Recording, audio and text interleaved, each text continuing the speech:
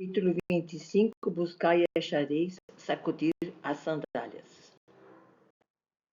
Ao entrardes em qualquer cidade ou aldeia, procurai saber quem é digno de vos hospedar e ficai na sua casa até que partais de novo. Entrando na casa, saudai assim, que a paz seja nesta casa. Se a casa for digna disso, a vossa luz virá sobre ela. Se não o for, a vossa paz voltará para vós. Quando alguém não quiser vos receber, nem escutar vossas palavras, sacudi a poeira dos vossos pés ao sairdes dessa casa ou dessa cidade.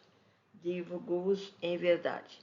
No dia do juízo, Sodoma e Gomorra serão tratados menos rigorosamente do que essa cidade. A esses 12 enviou Jesus, dando-lhes essas instruções, dizendo: Não ireis caminho de gentios, nem entreis na cidade dos samaritanos, mas ides antes as ovelhas que pereceram na casa de Israel. Jesus ordena a seus discípulos que se dirijam antes aos que já estavam em condições de entender os novos ensinamentos. Os israelitas eram, naturalmente, os indicados para primeiro receberem o Evangelho, dado o longo preparo espiritual a que a lei de Moisés os tinha submetido. Dirigindo-se a eles, os discípulos encontrariam um terreno propício à semeadura, ao passo que, se procurassem em primeiro lugar os outros povos, as dificuldades para a difusão do Evangelho seriam maiores, pois ainda não estavam à altura de suas lições. Com o tempo, todos os povos se preparariam convenientemente e então surgiriam novos trabalhadores que lhes levariam as claridades do Evangelho. Na difusão do Espiritismo, o discípulo inteligente deve seguir a mesma diretriz. Primeiro os que estão em estado de o compreenderem, os outros virão depois. Não dar pérolas aos porcos. Percebemos também que Jesus recomenda aos discípulos que, quando não fossem aceitos pelos donos da casa ou para ouvi-los, deveriam afastar-se simplesmente, não insistir, não forçar. Assim deve agir o espírita com seus familiares, seus amigos e os outros. Não impor seus conhecimentos, sua filosofia de vida, sua religião, aos que não os queiram, a não ser os filhos, enquanto estiverem sob sua guarda, aproveitando dos seus primeiros 7 anos, quando a influência da família é maior e eles não são mais flexíveis a adquirir hábitos sadios, perdendo os maus desenvolvidos em vidas passadas, continuando até a adolescência. Fazendo isso, sempre conversando, explicando, mas também ouvindo, tornando o ensino agradável, exemplificando no seu próprio viver. E quando pego em flagrante em uma conduta errada pelos filhos, dar mão à palmatória, ou seja, reconhecer o erro, corrigir-se, mostrando-se como um espírito também em evolução, com vontade de se melhorar, lutando contra as suas imperfeições. Quantas palavras ao sair dessa casa ou da cidade sacudir o pó dos vossos pés, não levar mágoas, decepções, tristezas por não serem aceitos os ensinos, continuar confiando em Deus, nas suas leis, vivendo-as ao melhor possível.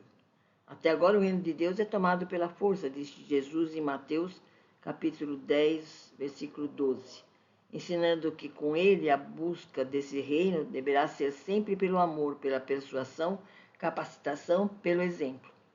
Assim, o espírita deve sempre agir expondo sua doutrina sempre que for solicitado por alguém, sempre que perceber interesse de alguém, mas sem querer transformar o outro em espírita. Lembrar sempre que o espiritismo veio para auxiliar a regeneração da humanidade. Para isso, basta seus princípios serem entendidos, aceitos e vivenciados. Divulgar, sim, através de todos os meios de divulgação, mas não impor, não forçar, nem mesmo seus familiares, respeitando sempre o livre-arbítrio de cada um, assim como Deus o faz. Acima de tudo, o discípulo deve confiar na providência divina. O Senhor da Seara não deixará os seus obreiros sem o necessário para sua manutenção. Se os patrões humanos não deixam os seus operários sem a paga do trabalho que executam, quanto mais o patrão divino, que cuidará dos seus servos. Além disso, o discípulo do Evangelho ensina os povos a se libertarem da matéria. Daria um péssimo exemplo o discípulo que se excedesse da posse transitória dos bens terrenos, porque demonstraria confiar mais na matéria do que na providência divina. A evangelização das criaturas deve ser a principal preocupação do discípulo sincero e é através de sua exemplificação que ele conseguirá.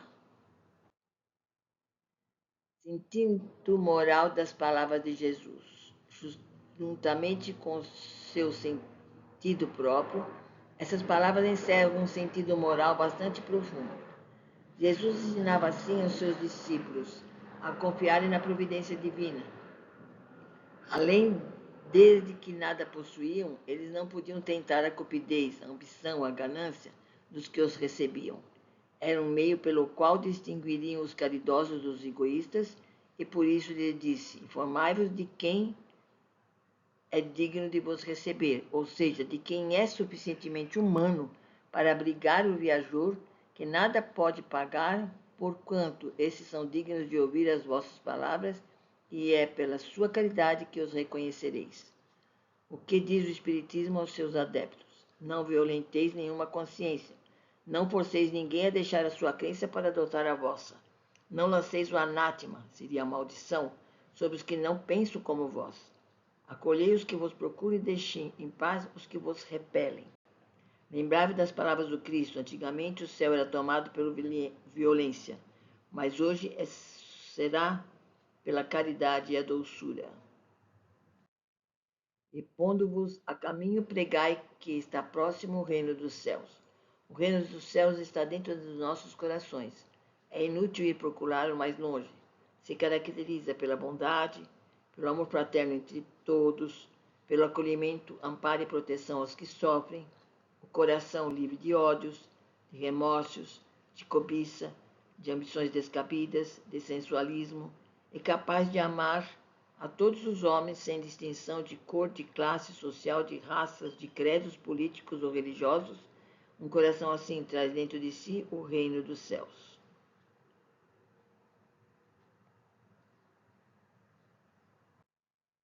Portanto, o reino dos céus está ao nosso alcance. A consciência tranquila e o coração puro causam uma felicidade tal aos que os possuem, que já na terra gozam as alegrias espirituais que os aguardam nos planos da espiritualidade.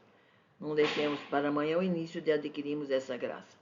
Comecemos desde agora a trabalhar por merecê-la, combatendo nossas imperfeições, abandonando nossos vícios, abrandando nosso caráter e nos esforçando por nos amarmos uns aos outros.